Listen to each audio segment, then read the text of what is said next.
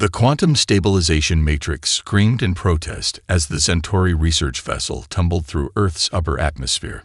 Senior researcher Krulax gripped the emergency restraint webbing, his six-limbed body contorting in a futile attempt to maintain balance. Sparks erupted from the navigation console, casting an eerie blue-green light across the ship's interior, a color that would have been familiar to humans as the signature of ionized copper, though completely alien to the vessel's current occupants. "Catastrophic quantum drift," shouted Navigator Prelix, mandibles clicking with barely contained panic. "The dimensional compensators are failing." Krulax would have responded, but his attention was suddenly drawn to the rapidly approaching ground. What should have been a controlled descent had become an uncontrolled plummet directly toward what his preliminary scans identified as a human educational facility. The irony was not lost on him.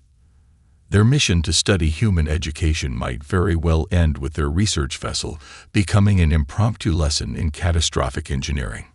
The ship crashed through the transparent roof of a large building, sending glass and structural fragments exploding in all directions. Metal screamed against metal, composite materials shredding like paper. When the vessel finally ground to a halt, an unnatural silence descended, broken only by the soft hiss of failing systems and the distant sound of human voices. Krulax was the first to regain consciousness. His multifaceted eyes, designed to process visual information across multiple spectrums, took in the chaos around him. They had landed in what appeared to be some form of human learning space. Rows of tables, communication terminals, various scientific apparatuses, and most surprisingly, a collection of young humans staring at them with a mixture of shock, excitement, and something else Krulax couldn't immediately identify. A human female, tall with dark skin, and an insignia that seemed to denote some form of educational leadership, stepped forward. Her name tag read Ms. Rodriguez in block letters. "Everyone stay calm," she called out to her students, her voice remarkably steady. "This looks like an unexpected learning opportunity." Unexpected was an understatement. The ship's exterior was comprised of advanced metamaterials that should have been invisible to human perception, its quantum camouflage technology considered foolproof by Galactic Confederation standards. And yet, here they were, exposed, damaged, in the middle of a human educational facility. One of the students, a young male with wild red hair and what appeared to be a collection of electronic components hanging from a lanyard around his neck, was already approaching the ship. Before any of the alien researchers could react, he had pulled out a multi-tool and was examining the ship's external damage with an intensity that made Krulax instinctively uncomfortable. "Whoa," the human muttered, "this quantum stabilization matrix is completely misaligned. And these molecular bonding interfaces, they're like nothing I've ever seen." Navigator Prelix attempted to activate the ship's defensive protocols, but nothing happened. Another system failure. The young human was now completely removing a panel, revealing intricate technological systems that represented centuries of advanced galactic engineering.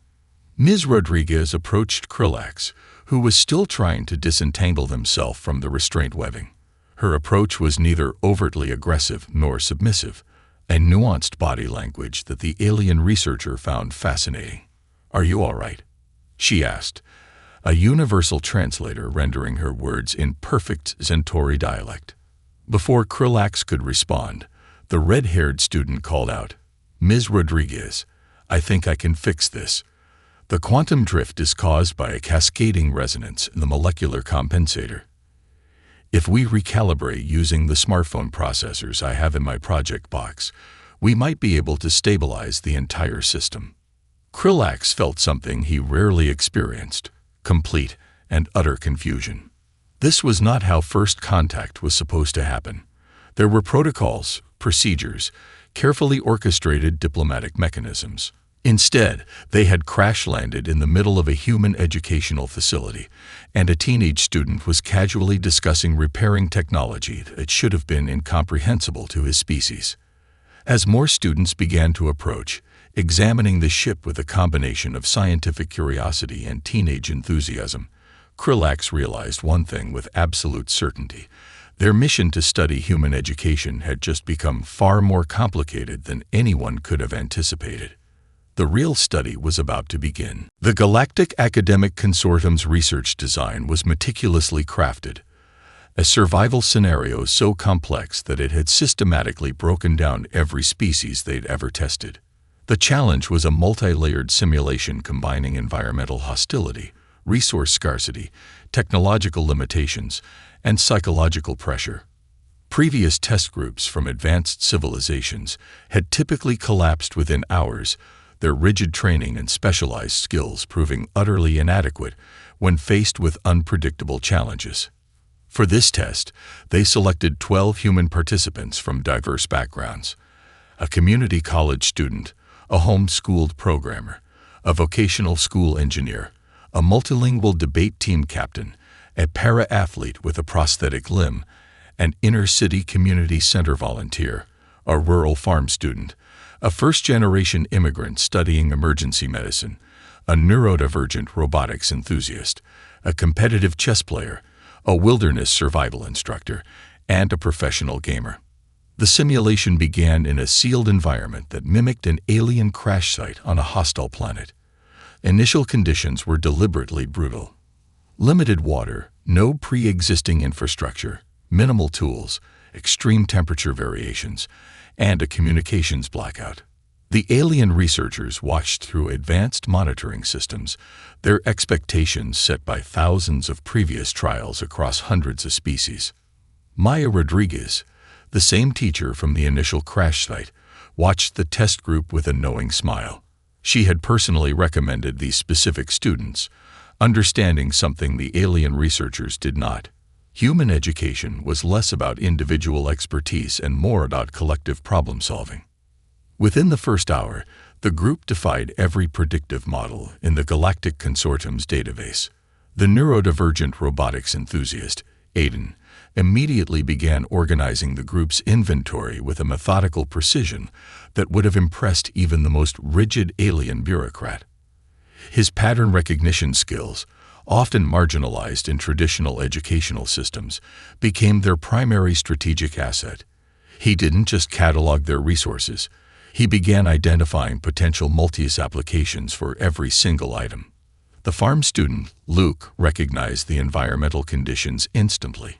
Growing up in an agricultural community that regularly dealt with unpredictable challenges had taught him adaptability was more important than any single piece of knowledge. He started analyzing soil composition, identifying potential water sources, and developing a preliminary survival strategy that integrated everyone's unique skills. The para-athlete, Samira, took charge of physical infrastructure. Her experiences navigating a world not designed for her had taught her that limitations were just problems waiting for creative solutions. She began constructing shelter using materials that would have been overlooked by most survival experts, her prosthetic limb becoming an unexpectedly versatile tool. The professional gamer, Derek, applied his strategic thinking from complex multiplayer scenarios. He created a communication and decision-making framework that allowed the group to operate with a fluidity that seemed almost supernatural to the alien observers. Resource allocation, task distribution, risk assessment. Everything became a complex, collaborative game where everyone's unique skills were a potential winning move. The emergency medical student, Maria, established a comprehensive health and risk management protocol. Her training wasn't just about treating injuries but preventing them, understanding human physiology's incredible adaptability, and maintaining group morale, a factor completely absent from most alien survival protocols. As hours turned into days, the human team didn't just survive. They began to thrive. They weren't just solving the immediate challenges, they were fundamentally reimagining the entire scenario's parameters. The alien researchers watched in increasing bewilderment. Their most advanced predictive models began to fail. The humans weren't following any recognizable survival strategy. They were creating something entirely new, a dynamic, fluid approach to problem-solving that seemed to generate solutions faster than the challenges could emerge. Krillax, watching the simulation, felt a growing sense of professional vertigo. Everything he understood about intelligence, survival, and collective problem-solving was being systematically dismantled by a group of humans who seemed to view the entire scenario as an interesting puzzle rather than a life-or-death challenge. By the simulation's theoretical endpoint, a point where every previous test group had failed, the human team had not only survived, but had begun to modify their environment, develop innovative technologies from limited resources, and create a functional micro-society with clearly defined but flexible roles. The Galactic Academic Consortium's carefully constructed test had become something else entirely, a revelation about the true nature of human potential. And they were just getting started. The Centauri Psychological Warfare Division considered themselves the most sophisticated mental manipulators in the known galaxy. Their mimetic techniques had subjugated entire civilizations, breaking down complex social structures with surgical precision. Developed over millennia, their methods could deconstruct the psychological defenses of most known intelligent species within minutes. They had never encountered humans. Dr. Xanter, the lead psychological researcher, prepared what they considered their most advanced manipulation protocol. It was a multi-layered assault designed to exploit every known psychological vulnerability. A combination of linguistic subversion, emotional destabilization, and cognitive dissonance generators that had reduced entire planetary populations to manageable compliance. The test subjects were 12 human students from the previous survival scenario, now isolated in individual containment chambers. Each chamber was a marvel of psychological engineering.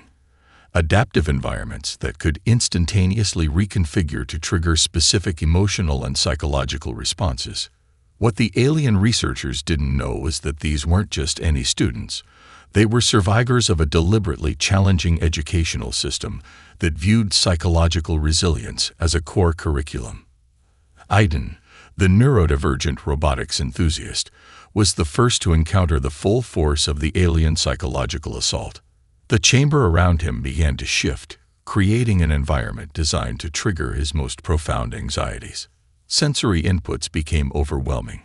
Sounds that seemed to come from impossible angles, visual patterns that should have induced panic, emotional triggers carefully extracted from his psychological profile. Most test subjects would have broken within moments. Aiden began to laugh. Not a hysterical laugh of impending breakdown, but a calculated, analytical chuckle. He started cataloging the manipulation techniques in real time, his neurodivergent brain treating the entire experience as a fascinating puzzle. Within minutes, he had developed a systematic breakdown of the psychological attack, complete with potential counter-strategies. In the observation room, Dr. Xanter's mandibles clicked in genuine confusion. Samira, the para-athlete, faced a different approach.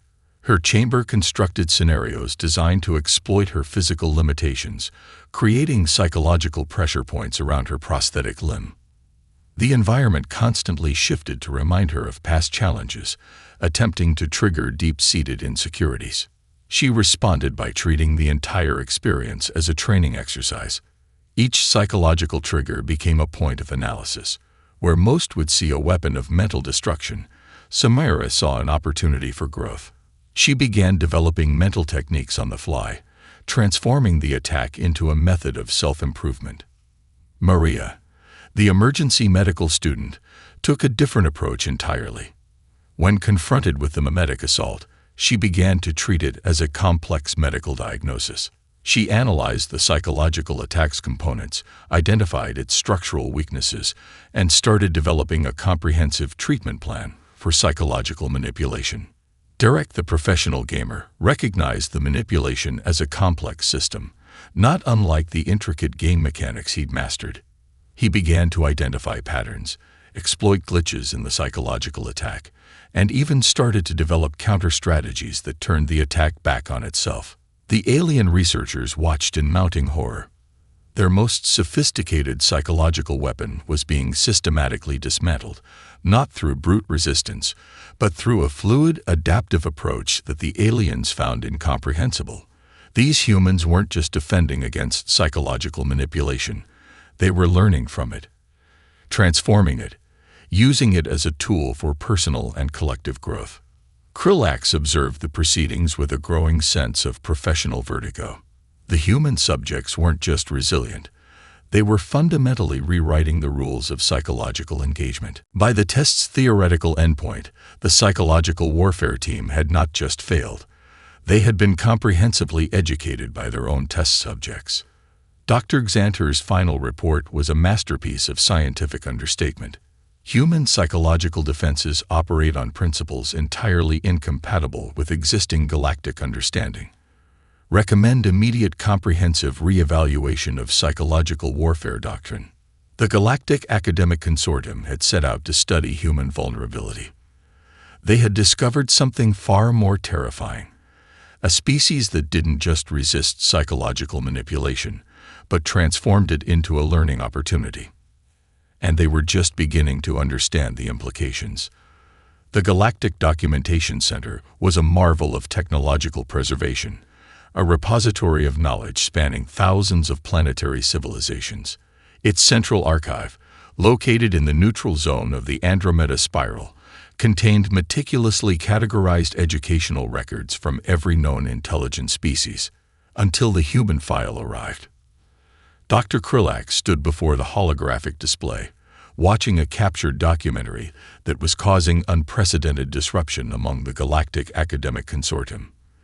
The file was labeled simply, American High School, a year in the life of innovation. What unfolded was nothing short of revolutionary. The documentary followed multiple educational environments, from inner-city schools to rural community centers, from advanced technical programs to alternative learning spaces. Each segment challenged every known principle of systematic education the aliens had ever encountered. In one sequence, a robotics class at an underfunded high school in Detroit became the epicenter of innovation. A group of students working with salvaged electronics, outdated 3D printers, and what appeared to be random household materials were tasked with solving a community problem.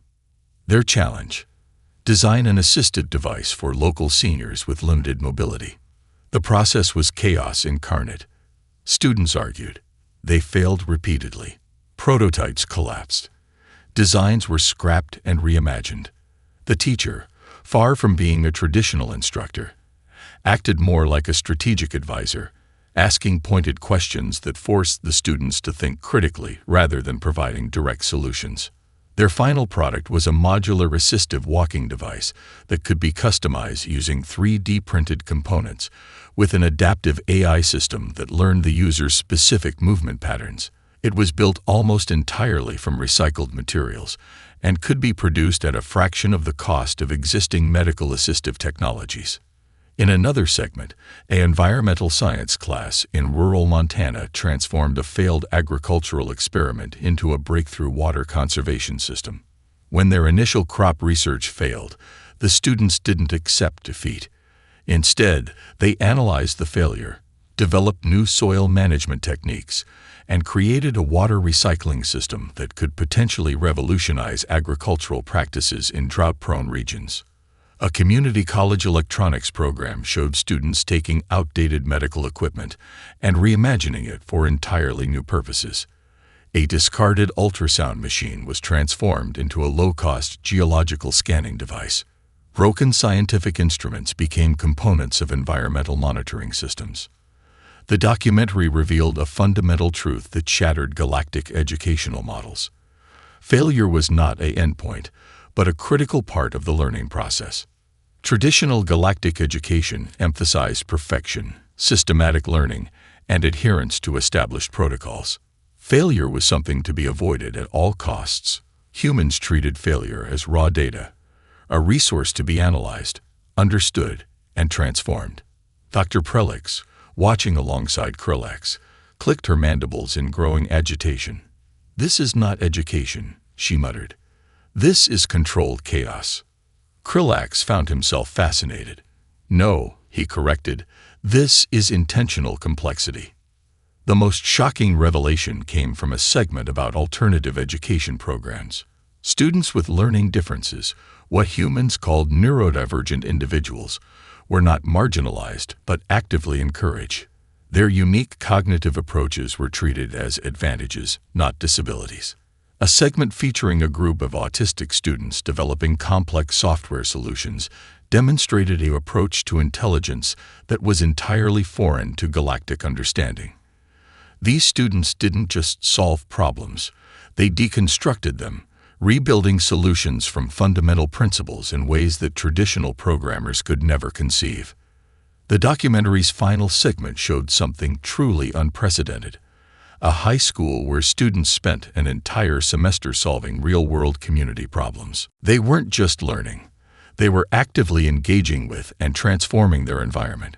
One project involved developing low-cost water filtration systems for a local community. Another created an AI-assisted translation system for endangered indigenous languages. A third group developed a comprehensive recycling and urban farming initiative that could be implemented in urban food deserts. These weren't academic exercises. They were real-world solutions developed by teenagers. As the documentary concluded, Dr. Krulax understood something profound. Human education was not about storing information. It was about creating adaptive, innovative problem solvers who saw the world not as it was, but as it could be. The Galactic Academic Consortium had set out to study a primitive species. They were about to discover a civilization that had turned learning itself into humanity's most powerful technology. The Quantum Adaptive Scenario Chamber was the Galactic Confederation's most advanced testing facility. Constructed from metamaterials that could instantaneously reconfigure reality, it was designed to be the ultimate proving ground, a simulation so complex that it had systematically broken every species ever tested. 12 human participants stood at the chamber's entrance, a deliberately diverse group selected from the previous trials. The aliens had meticulously studied their psychological profiles, technological skills, and collective dynamics. This would be the ultimate test of human potential. Dr. Krulax watched from the observation deck, six-fingered hands gripping the monitoring console. Navigator Prelix stood beside him, her mandibles clicking with anticipation. "This will finally demonstrate the superiority of galactic testing protocols," she whispered. The chamber came to life. Reality fractured. The environment transformed into a nightmare of simultaneous challenges. Gravitational fields warped unpredictably. Communication systems became a labyrinth of conflicting signals. Resource allocation became a three-dimensional chess game where the rules changed every microsecond. Environmental conditions shifted between Arctic freeze and volcanic heat. Technological systems required constant recalibration against quantum interference. Most test groups would have collapsed within moments. Aiden, the neurodivergent robotics expert, was the first to recognize the underlying pattern. Where others saw chaos, he saw a complex system waiting to be understood. His mind, wired differently from neurotypical individuals, began to map the simulation's fundamental logic. Within minutes, he had developed a preliminary predictive model that started to anticipate the chamber's transformations. Samira, the para-athlete, took charge of physical adaptation. Her experience navigating a world not designed for her had taught her that limitations were just problems waiting for creative solutions. She began developing a movement strategy that could adapt to the changing gravitational and environmental conditions, her prosthetic limb becoming an unexpected advantage in the rapidly shifting landscape. Maria, the emergency medical student, established a comprehensive risk management protocol. But this was far more than traditional medical training. She began to treat the entire scenario as a living, breathing organism, analyzing its systemic vulnerabilities, predicting potential failure points, and developing adaptive response strategies. Derek, the professional gamer, saw the challenge as the most complex multiplayer game ever designed. He began coordinating the team's efforts like a real-time strategy game, creating communication protocols that could function despite the simulation's deliberate interference. The farm student, Luke, brought an unexpected skill set. His experience with unpredictable agricultural environments had taught him to read complex systems. He started identifying resource opportunities that the sophisticated alien designers had not anticipated, finding microenvironments of stability within the chaos. What made the human response truly extraordinary was their collective approach. They didn't compete, they collaborated. Each individual's unique skill set became a critical component of a fluid, adaptive system that seemed to learn and grow in real time. The simulation was designed to isolate and stress individual weaknesses. Instead, it became a catalyst for unprecedented collective problem-solving. When the technological systems failed, they improvised. When communication broke down, they developed new methods of information exchange. When resources became scarce, they reimagined resource allocation. Each challenge became an opportunity for innovation. Dr. Xanter, the psychological warfare expert, watched in growing horror. The humans weren't just surviving. They were fundamentally rewriting the parameters of the test itself. 12 hours into the simulation, the humans had not only adapted to the chamber's challenges, but had begun to predict and manipulate its systems. They were no longer responding to the test. They were actively engaging with it, turning each obstacle into a learning opportunity. Krillax felt something he had never experienced in his scientific career: genuine wonder. The quantum adaptive scenario chamber, designed to be the ultimate test of intelligent species, had become something else entirely. It was now a classroom, and the humans were the teachers. As the simulation reached its theoretical breaking point, the human team stood united, not as individual test subjects, but as a living, breathing example of collective human potential. The Galactic Academic Consortium had set out to measure human limitations. They were about to discover that humans didn't have any. The Grand Assembly of the Galactic Confederation was not designed for controversy. Its massive circular chamber, constructed from living crystal that absorbed and reflected light in mesmerizing patterns, had for millennia been a place of measured diplomacy and calculated discourse. Thousands of species were represented, each delegation occupying a carefully designated zone that reflected centuries of established hierarchies. Today, that carefully constructed order was about to shatter. The human file, a simple data packet containing the results of the quantum adaptive scenario chamber test, landed like a tactical nuclear device in the midst of galactic politics. Ambassador Kthax of the Centauri Confederation took the central platform first. His crystalline exoskeleton shifted colors with his emotional state. A diplomatic transparency protocol that had served his species for thousands of years. Right now, he was a swirling mass of deep crimson and violent purple, indicating levels of agitation unprecedented in galactic diplomatic history. The human educational model represents an existential threat to established galactic order. Kthax's translation implant vibrated with barely contained fury. Their approach to learning is not education. It is systematic chaos designed to produce unpredictable agents of disruption. The Cloraxian Diplomatic Courts, known for their hyper-rational approach, responded with a holographic presentation. Crisp, geometric projections showed the human test results, each data point a stark testament to human capabilities. The implications were clear. Humans were not just another developing species. They were a fundamental variable that could destabilize entire galactic systems. Consider the implications, the Cloraxian lead diplomat stated, her voice a perfect algorithmic tone. A species that treats failure as a resource, that views limitations as opportunities, that transforms every challenge into a learning experience. This is not just an educational model. This is a revolutionary approach to existence itself. The chamber erupted in a cacophony of translated protests.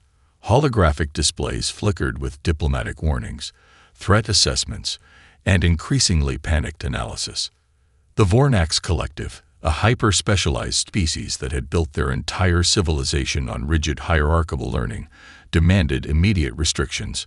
We cannot allow such an unpredictable educational approach to spread, their representative declared. It threatens the very foundation of specialized knowledge. But not all responses were negative. The Nexus Cooperative, a relatively young galactic species known for their adaptive technologies, saw something different. Their ambassador, a being of pure energy contained within an intricate mechanical framework, presented a counterargument that sent shockwaves through the assembly. "This is not a threat," the Nexus representative stated. "This is the most advanced form of intelligence we have ever encountered." A recorded debate went viral across multiple star systems. Humans, a selection of educators, students, and researchers, systematically dismantled millennia of established galactic educational philosophy. They didn't argue. They demonstrated. Maya Rodriguez, the high school teacher who had been central to the initial research, became an unexpected diplomatic force. Her presentation was part academic lecture, part performance art, part philosophical revelation. She didn't just defend human educational methods. She challenged the very concept of what intelligence could be. Education is not about storing information, she explained, her holographic image standing calmly amid swirling diplomatic chaos.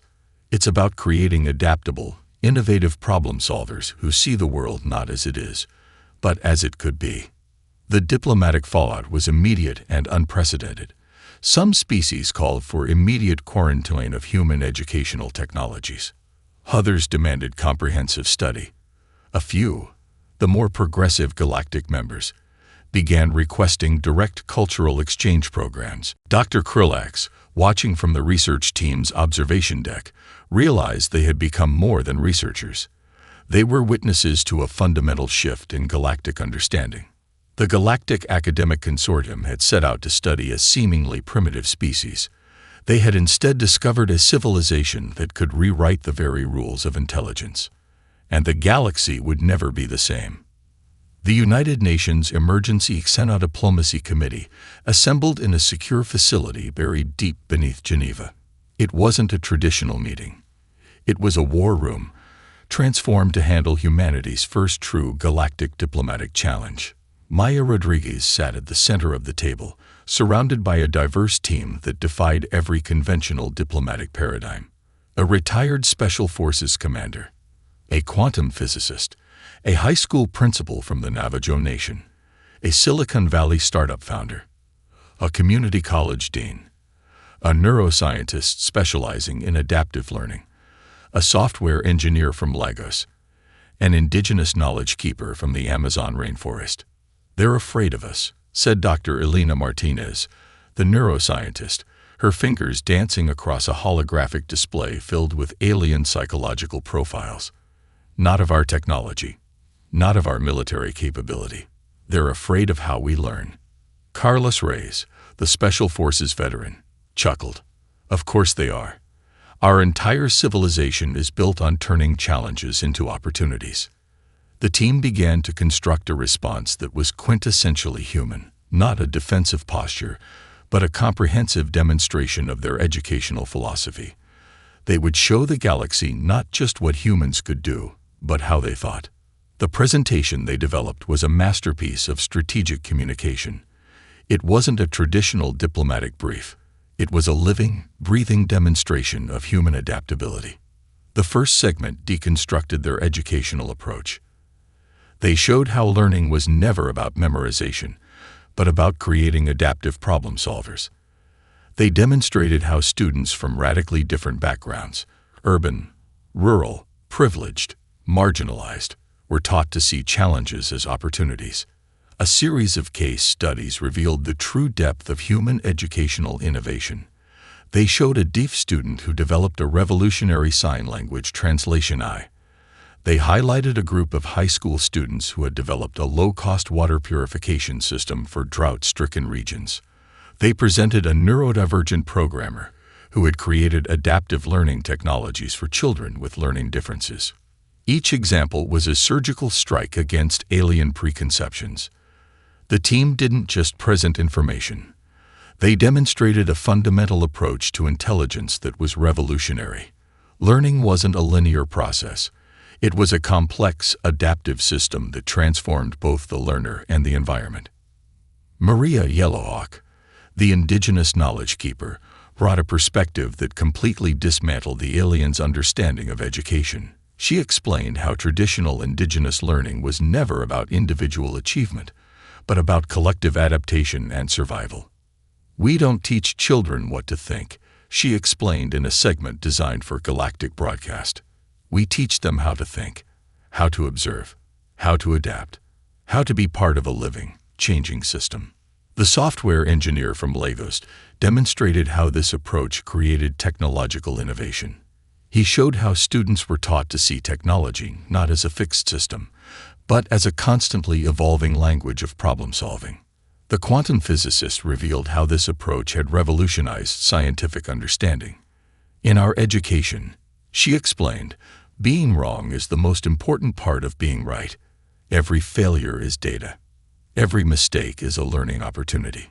The team understood they were doing more than responding to a diplomatic challenge. They were offering the galaxy a fundamental reimagining of intelligence itself.